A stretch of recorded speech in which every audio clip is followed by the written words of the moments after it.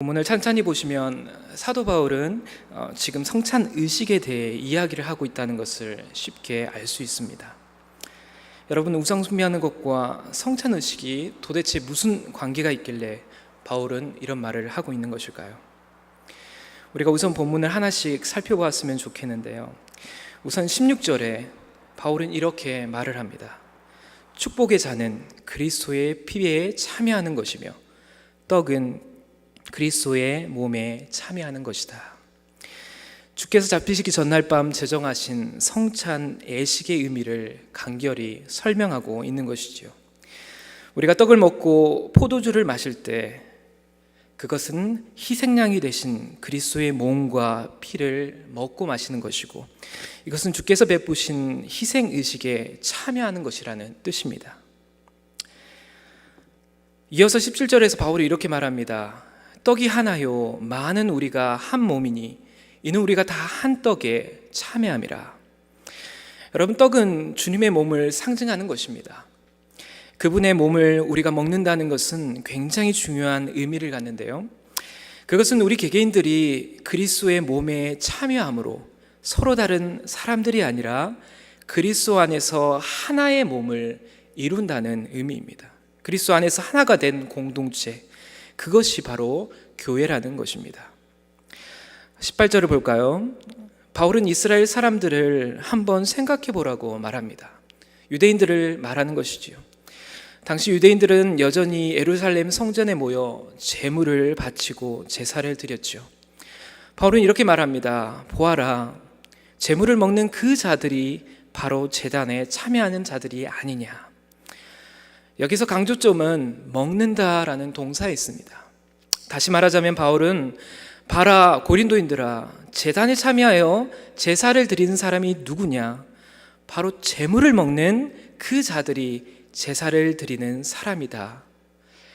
그렇기 때문에 제물을 먹는 그 행위는 하나님께 드리는 제사에 있어서 정말 중요한 일이고, 그것을 먹는 것이 그저 먹는 행위를 넘어 그 의식에 가장 깊숙이 참여하는 것이라는 말입니다. 19절과 20절을 함께 보실까요? 그런즉 내가 무엇을 말하느뇨? 우상의 제물은 무엇이며 우상은 무엇이라 하느뇨? 대저 이방인의 제사하는 것은 귀신에게 하는 것이요 하나님께 제사하는 것이 아니니 나는 너희가 귀신과 교제하는 자가 되기를 원치 아니하노니. 바울이 지금 말하는 것은, 고린도인들아, 내가 지금 무슨 말을 하고 있는지 알겠느냐? 나는 지금 우상이 뭐고 우상의 제물이 무엇인지 알려주려는 것이다. 그것이 무슨 의미를 갖는지 지금 설명해 주고 있는 것이다. 나는 단도직입적으로 말한다. 이방인들이 하는 제사는 바로 귀신에게 하는 것이지 하나님께 하는 것이 아니다. 이방인들의 제사에 참여하는 것은 귀신과 교제하는 것이다. 나는 너희들이 귀신과 교제하는 것을 원하지 않는다. 여러분, 정리를 한번 해보겠습니다. 바울은 우상 숭배를 피하라는 말로 본문을 시작했습니다. 이 부분을 읽고 고린도인들은 아마 이렇게 생각했을 것입니다. 우상 숭배? 무슨 말이지? 우리가 무슨 우상 숭배를 했다는 말이지? 바울의 대답은 이렇습니다. 너희가 우상에게 바친 제물을 먹고 마시는 것은 그 신들을 섬기는 제사에 참여하는 것이기 때문에 실상 우상 숭배다. 그 우상은 귀신인데 그들에게 바치는 제물을 먹고 마시는 것은 그 귀신들과 교제하는 것이다 라는 말씀입니다. 여러분, 사실 우리는 이 부분을 성경만 읽고 이해한다는 것이 그렇게 쉽지 않습니다. 여러분, 우리는 불과 200년 전에 조선시대에 일어났던 일도 이해하는 것이 정말 쉽지 않습니다. 물론 사극을 보면 비슷비슷하다고 말할 수 있겠지만, 그래서 오늘날 작가들이 새롭게 각색했기 때문에 그렇지, 우리가 당시 살았던 사람들의 사회가 어떠했는지, 문화가 어떠했는지, 가치관과 세계관이 어떠했는지 실제로 이해한다는 것은 여러분 그렇게 쉬운 일이 아닙니다. 여러분, 하물며 200년이 아닌 2000년 전에 우리나라도 아닌 지구 반대편에 지중해 연안에 살았던 사람들의 문화와 풍습, 그리고 세계관을 이해한다는 것이 그렇게 쉬운 일일까요?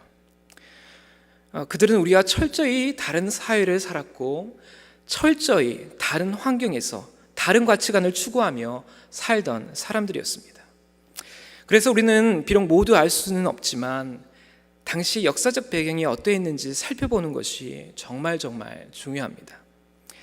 정말 많은 이야기들이 있겠지만 가장 중요한 점을 하나 들자면 그것은 당시의 사회가 철저히 종교적인 종교 중심의 사회였다는 사실일 것입니다. 무슨 말이냐면 당시에는 세상의 모든 것들이 그것이 정치든 사회든 문화든 일반 사람들이 아주 작은 생각과 사소한 일상의 삶에 이르기까지 모든 것들이 신들과 연관되어 있었다는 것입니다.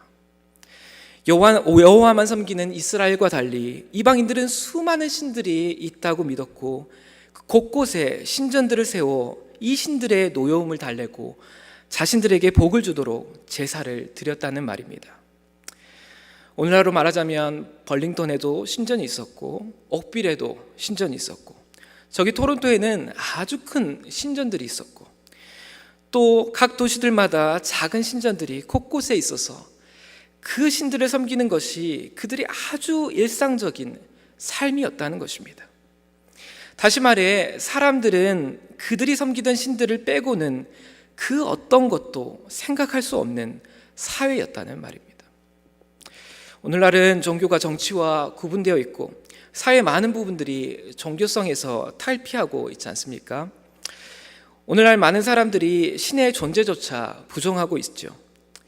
그렇게 신이 없는 사회를 살아간다고 자부하고 있지 않습니까? 물론 그것이 정말로 종교가 없는 삶인지에 대해서는 의문의 여지가 있지만 어쨌든 오늘날 많은 사람들은 종교 활동을 점점 멀리할 뿐더러 특정한 시간에만 예배를 드리고 그리고 나머지는 자신들의 삶의 방식대로 살아가려고 합니다. 하지만 1세기 지중해 연안의 도시들에게는 이런 삶은 상상할 수 없었습니다. 사람들은 당연히 신의 존재를 믿었고요. 그것도 많은 신들이 존재한다고 믿었습니다. 정치도 신들과 관련이 있었고 사회 모든 시스템도 사람들 사이의 경제적인 교류에도 또 모든 문화들이 종교와 철저히 결합되어 있었습니다. 모든 것들이 신전을 통해 움직이고 작동했다고 할 수 있습니다. 당시 편지들을 보면 외식을 하러 갈 때도 어떤 사업 파트너와 사업에 대해 구상할 때도 어떤 정치적인 모색을 할 때에도 신전에 모여 제사를 드리고 제물로 바쳤던 음식을 서로 나누며 이런 일들을 했다는 것을 쉽게 알 수 있습니다. 당연히 이 신전이 모든 만남의 중심지였다는 것이죠. 이런 방식으로 서로와의 관계를 맺고 교제를 나누었던 것이죠. 여러분, 특별히 고린도라는 도시는 아주 중요한 도시였습니다. 이 도시는 무역 도시였는데요. 이 도시가 한번 파괴되고 재건되었을 때 아테네를 제치고 그리스 지역의 수도와 같은 역할을 했던 도시가 바로 고린도입니다. 지리적으로도 당연히 아주 중요한 위치에 있었습니다. 이 도시에는 아주 큰 부두가 2개가 있었는데요. 로마에서 나온 배들이 주중에 동쪽으로 갈 때 고린도를 거치지 않으면 아래로 뺑 돌아서 가야 됐기 때문에 대부분 이 도시를 거치게 되어 있었습니다. 여러분 잘 아시겠지만 전통적으로 해양 무역 도시들의 특징들이 있습니다. 우선 돈이 아주 많습니다. 저도 여수 출신이지만 옛날에 여수에서 돈 자랑하지 말라는 말이 있었지 않습니까?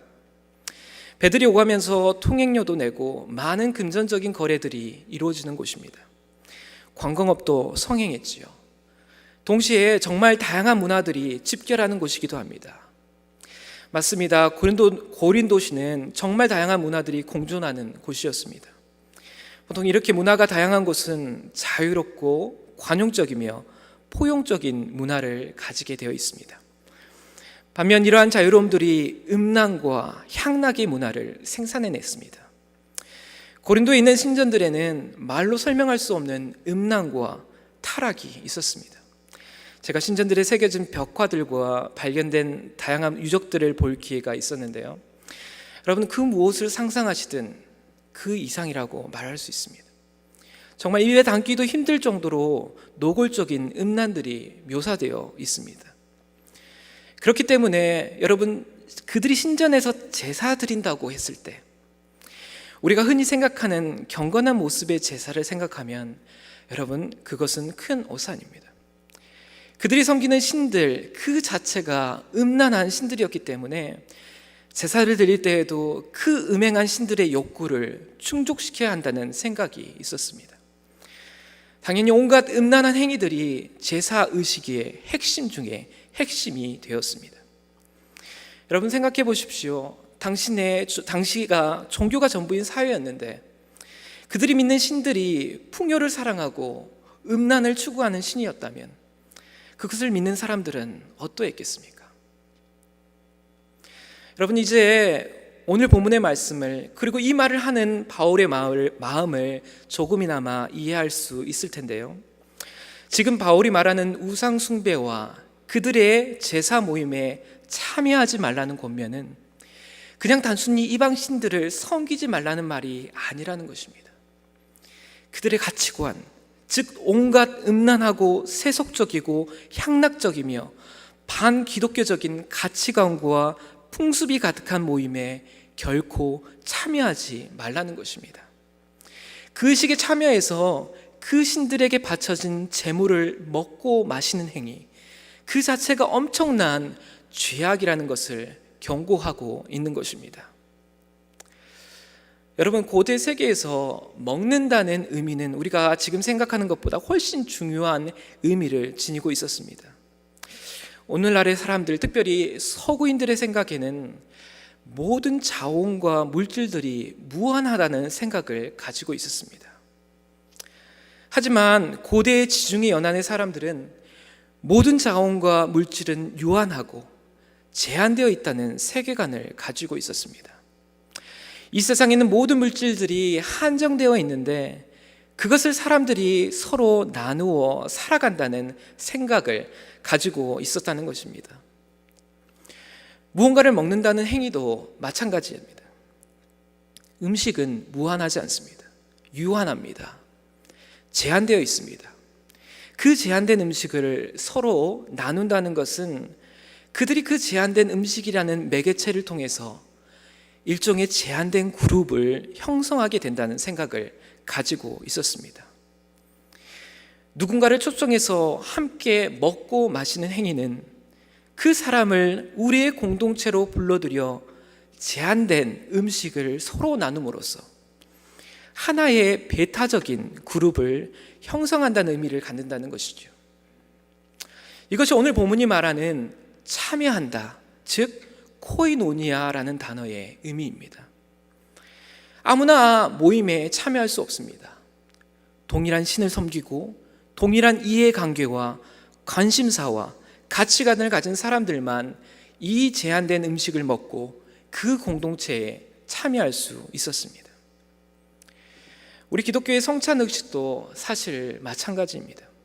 여러분, 누군가 외부인이 성찬식 때 예배에 참여했다고 해서 떡과 포도주를 마시게 합니까?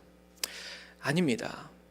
떡과 포도주는 세례를 받아 예수를 주라 고백하고 주의 몸된 교회의 일원이 된 사람들만 참여할 수 있는 것이죠. 그래서 성찬식에 참여하려면 믿음을 고백해야 합니다. 세례 교육도 받아야 하고요. 목사님과 장로님들이 그의 믿음이 진실한지 문답도 해야 하고요. 온 회중 앞에서 자신의 믿음을 다시 한번 고백하고 세례를 받아 온 회중이 그 사람을 우리의 형제요, 자매요, 한 몸이 되었다고 고백했을 때라야만 성찬식에 참여하게 되는 것입니다. 아무나 참여할 수 있는 것이 결코 아닙니다. 여러분, 오늘 사도 바울이 말하는 바가 바로 이것입니다. 떡과 포도주를 먹고 마시는 성찬식을 통해 교회는 다른 귀신들이 아닌 오직 한 분이신 하나님만을 섬기는 공동체의 일원이 되었다는 것입니다. 그 떡과 포도주를 마시는 행위는 유월절 어린 양이신 예수님의 살과 피를 먹고 마심으로 그리스도 안에서 이제 한 몸이 되었다는 의미입니다. 교회는 세상의 여러 모임 가운데 하나가 아니라 완전히 새로운 진정한 유일한 그리스도의 공동체라는 것입니다. 여러분, 이 유일한 그리스도의 공동체에 참여하고도 다른 신들을 섬기는 공동체에 참여할 수 있겠습니까? 그것은 불가능한 일입니다. 왜요? 우리 하나님은 한 분이신 하나님이시기 때문입니다. 본문 21절에 바울의 경고를 한번 들어보십시오. 너희가 주의 잔과 귀신의 잔을 겸하여 마시지 못하고 주의 상과 귀신의 상에 겸하여 참여치 못하리라. 여러분, 안 된다는 것입니다. 두 신을 동시에 섬길 수 없다는 것입니다. 두 공동체를 동시에 참여할 수 없다는 말입니다. 여러분, 우리가 지금 우상의 제물에 참여하고 있지 않은지 살펴보아야 합니다. 여러분, 우상이 무엇입니까? 우리는 흔히 하나님보다 더 사랑하는 무엇을 우상이라고 생각합니다. 좋은 정의지만 사실 너무 피상적이죠. 좀 더 성경적으로 보자면 하나님께서는 십계명을 통해 자신을 형상화한 것을 우상이라고 말씀하셨습니다. 여러분, 하나님은 형상이 없으신 분이십니다. 무한한 능력과 무한한 사랑을 지니신 초월자를 우리가 과연 어떤 형상에 가두어 표현해낼 수 있겠습니까? 여러분, 그것은 불가능합니다. 그렇다면 만약 인간이 하나님의 형상을 만들게 될 때 과연 무엇을 만들어내게 될까요? 단순합니다. 그들은 자신이 믿고 싶어하는 형상을 만들어낼 수밖에 없습니다. 여러분, 이스라엘이 출애굽해서 시내산에 오른 모세가 내려오지 않자 만들어낸 것이 무엇이었습니까? 그것은 송아지 형상의 우상이었습니다. 왜 하필 송아지일까요? 송아지는 당시에 풍요와 다산, 부요와 안정을 상징하는 일반적인 이방신의 형상이었습니다. 그들은 이방인들이 믿는 신들이 훨씬 더 좋아 보였던 것입니다. 당연히 그것은 하나님의 형상이 될 수 없습니다. 그것은 정확히 자신들이 믿고 싶어하는 신의 형상이었습니다. 좀 더 정확히 말해볼까요? 그것은 바로 자신들의 형상이었습니다. 그들의 욕구와 그들의 욕망과 그들의 바람이 철저히 반영된 타락한 인간의 형상인 것입니다. 여러분, 그렇기 때문에 우리의 우상이 무엇인지 정말 제대로 알기 위해서는 바로 내가 누구인지 보는 것이 가장 정확합니다. 내가 무엇을 원하는지, 내가 추구하는 가치가 과연 무엇인지, 난 무엇을 위해 살아가고 있는지 자신에게 정직히 물어보셔야 합니다. 그것이 바로 여러분이 빚어낼 우상의 형상일 가능성이 큽니다. 어쩌면 오늘날 우리는 2000년 전 사람들이 섬기던 그들의 욕망을 반영한 신들을 더 이상 노골적으로는 섬기지 않는다고 할 수 있습니다. 물질과 풍요와 쾌락의 우상들을 이제는 우리 주변에서 더 이상 발견하지 못할 수도 있습니다. 그렇다면 이제 인간들은 이 우상들로부터 해방된 존재가 된 것일까요? 아니겠지요. 더 세련되고 더 교양 있게, 더 품위 있게 내면화되어 있는 우상을 이 시대에도 우리는 여전히 섬기며 살아가고 있겠지요. 타락하니까는 결코 변하지 않습니다. 그 모습은 비록 달라질지 몰라도요. 인간은 여전히 돈을 사랑하지요. 풍요를 사랑하고요. 쾌락을 사랑합니다. 폭력을 사랑합니다. 명예를 사랑하고 무엇보다 우리 자신을 사랑합니다. 그것이 바로 우리가 만들어낸 우상들입니다. 오늘 우리가 바울의 경고에 귀를 기울일 필요가 여기에 있습니다. 우리는 주의 잔과 귀신의 잔을 겸하여 마실 수 없습니다. 우리는 주의 상과 귀신의 상을 겸하여 참여할 수 없습니다.